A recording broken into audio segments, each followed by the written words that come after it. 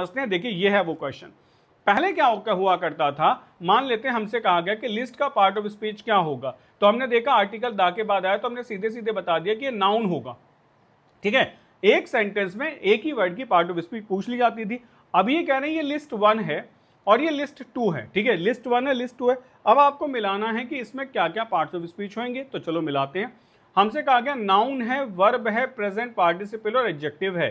तो सब जो लोग जानते हैं कि जो प्रेजेंट पार्टिसिपल होता है वो वर्ब प्लस आईएनजी के साथ लिखा जाता है। ठीक है, कहने के लिए तो ये भी वर्ब ही होती है, लेकिन प्रेजेंट पार्टिसिपल को लिखा जाता है वर्ब प्लस आईएनजी के साथ में।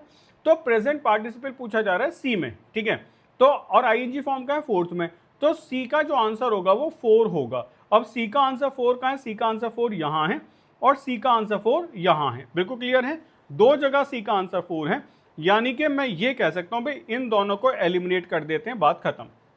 अब मुझे बताना है कि ए जो होगा वो फर्स्ट होगा या ए सेकंड होगा। अब यहां वर्ड आता है नाउन, पूछा गया है इन चारों में से नाउन कौन सा है।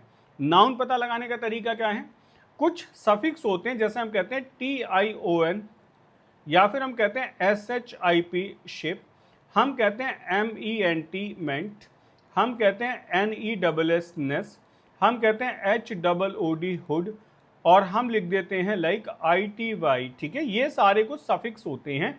ये सफिक्स आप जब भी देखेंगे ये हमेशा नाउन के बाद लिखे जाते हैं, क्योंकि नाउन सफिक्स ही होते हैं। तो मैं देख सकता हूं TION इंटेंशन यहां लिखा गया है, तो मैं अब ये कह सकता हूं कि जो ए होगा उसका आंसर 2 होगा। तो ए का आंसर 2 यहां है, ए का आंसर 2 यहां है, और हम पहले बता चुके हैं कि सी का आंसर 4 होगा। तो करेक्ट आंसर आपका सी वाला होगा। अब आप चाहो तो मिला लेते हैं, नाउन इंटेंशन होगा। ठीक है, सेकंड क्या है वर्ब, वर्ब क्या होगा, वर्ब इंटेंड होगा, इंटेंड इंटेंडेड होगा, present participle of verb intending होगा, और एडजेक्टिव आपका इंटेंशनल होगा। अच्छा, इसमें कंफ्यूजन क्या हुआ होगा, क्योंकि हम सबको ये पता है कि वर्ब प्लस आईएनजी जो होता है जिसको हम प्रेजेंट पार्टिसिपल कहते हैं, ये एडजेक्टिव का भी काम कर देता है। तो ऐसा हो सकता है कि बच्चों ने जल्दीबाजी में क्या देखा होगा, डी एडजेक्टिव पूछ रहा है, आईएनजी फॉर्म एडजेक्टिव का काम करते हो, तो डी का आंसर 4 होगा। लेकिन अच्छी बात है कि ऑप्शन में है नहीं, है ना, अच्छी बात है कि ऑप्शन में नहीं है, तो एग्जामिनर भी नहीं चाहता कि आपको कंफ्यूज किया जाए।